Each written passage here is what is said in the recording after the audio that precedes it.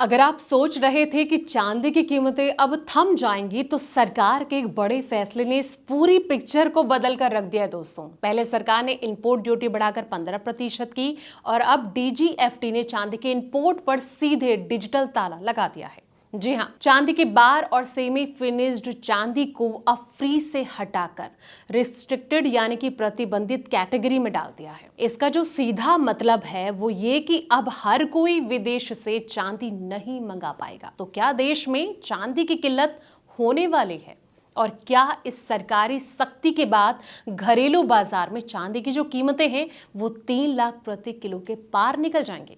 क्या कहता है बाजार का गणित, देखिए हमारी ये ब्रेकिंग रिपोर्ट। नमस्कार, मैं हूं आपके साथ संध्या बिष्ट और आप देख रहे हैं द इकोनॉमिक टाइम्स हिंदी। दोस्तों, सबसे पहला सवाल कि सरकार ने क्यों उठाया ये सख्त कदम। मन में ये सवाल उठना लाजमी सी बात है कि आखिर सरकार को अचानक ये फैसला क्यों लेना पड़ा। दरअसल ईरान अमेरिका के बीच चल रहे युद्ध के कारण जो है वैश्विक इकोनॉमी जो है तनाव में है।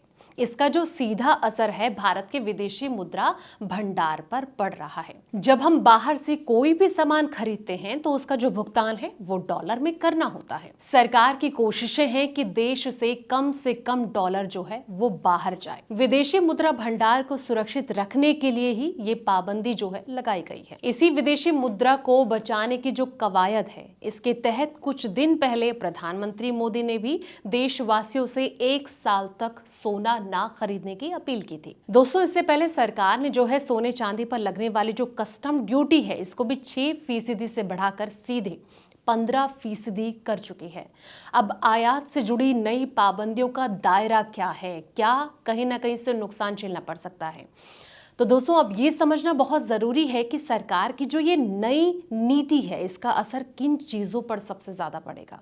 नए नियमों के मुताबिक अब 99.9% शुद्धता वाली सिल्वर जो है बाहर से मंगाने के लिए सरकार से इजाज़त लेनी होगी और इसी तरह सेमी मैन्युफैक्चर्ड चांदी से लेकर पाउडर फॉर्म में आने वाली जो चांदी है इसके लिए भी मंजूरी जो है अनिवार्य कर दी गई है। भारत जो है अपनी जरूरत की भारी मात्रा में चांदी बाहरी देशों से ही खरीदता है क्योंकि यहाँ इसका घरेलू उत्पादन काफी कम है। डॉलर की किल्लत के बीच व्यापार घाटा बढ़ने की चिंताओं ने जो है सरकार को ये कदम उठाने पर काफी ज्यादा मजबूर कर दिया है। अब चांदी जो है महज एक सामान्य कमोडिटी नहीं रह गई है, बल्कि इसे विदेशी मुद्रा भंडार पर असर डालने वाली एक संवेदनशील संपत्ति के तौर पर देखा जा रहा है। दोस्तों, अब सप्लाई घटने से अब सवाल यह आता है कि क्या आसमान पर इसके दाम पहुंच सकते हैं। तो मार्केट के जो एक्सपर्ट हैं वो ये भी मान रहे हैं कि आयातकों के लिए नई प्रक्रिया जो है काफ़ी जटिल होने से घरेलू बाजार में चांदी की किल्लत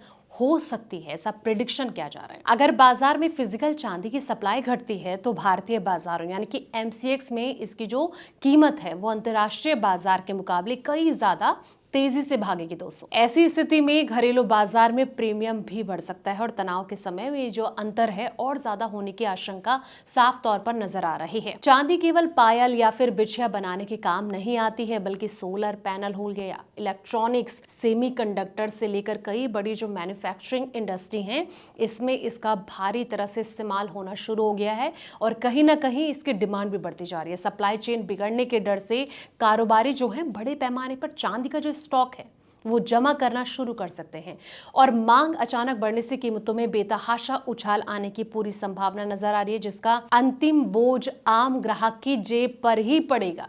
लेकिन सवाल ये कि जिस तरीके से टारगेट सेट किया जा रहा है कि चांदी आने वाले दिनों में अब 3 लाख को पार कर सकती है, क्योंकि जनवरी में हमने देखा था कि 4 लाख तक चांदी पहुंच गई थी। क्या उस तरह की तस्वीर दोबारा देखने को मिलती है? इसको लेकर आपकी क्या राय, कमेंट सेक्शन में अपनी राय जरूर दें। अगर ये वीडियो आपको पसंद आए इसे लाइक, शेयर और साथ ही हमारे चैनल को सब्सक्राइब करना ना भूलें ताकि ऐसे पल पल के अपडेट्स आपको मिलते रहें। तब तक आप देखते रहें द इकोनॉमिक टाइम्स हिंदी।